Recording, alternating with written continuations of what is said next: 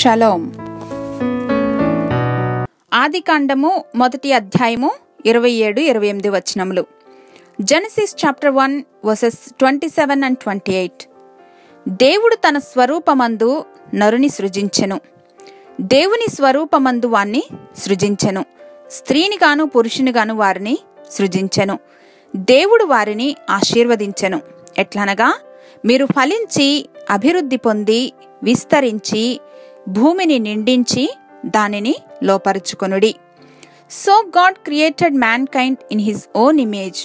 In the image of God he created them. Male and female he created them.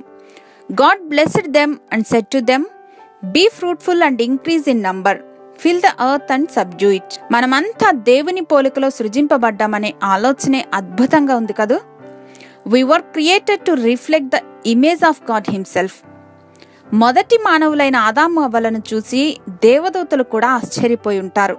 సృష్టికర్త image ని కలిగి ఉన్న వీరు ఎంత ధన్యులో కదా అని అనుకునుంటారు. ఈ ధన్యతను మానవులమైన మనము గ్రాంటెడ్ గా తీసుకోకుండా ఆ రీతిగా సృజింపబడటంలో దేవుని యొక్క ఉద్దేశమును ఎరిగిన వారుగా జీవిస్తే అదే దేవాది దేవునికి సంతోషకరమైనటువంటి విషయం. యేసయ్య 2000 సంవత్సరాల క్రితం భూమిపైన శరీరధారిగా వచ్చినప్పుడు ఏ మహిమను మనం కోల్పోయామో తిరిగి ఆ మహిమను మనకి ఇవ్వటానికి అనేక సహోదరులలో జ్యేష్ఠుడగునట్లు ఆయన స్వరూపమందు మనం మార్చబడుటకు మనకు కృపను అనుగ్రహించారు. మనమంతా కూడా దేవుని చేత సృజింపబడినప్పుడు ఆశీర్వదింపబడిన రీతిగా ఆయన స్వరూపములోనికి మార్చబడి దేవుడు ఆశించిన రీతిగా ఫలించి అభివృద్ధి పొంది విస్తరించి భూమిని నిండించి సమస్తమును లోపరుచుకుని వారుగా జ్ఞానము కలిగి జీవిద్దాం.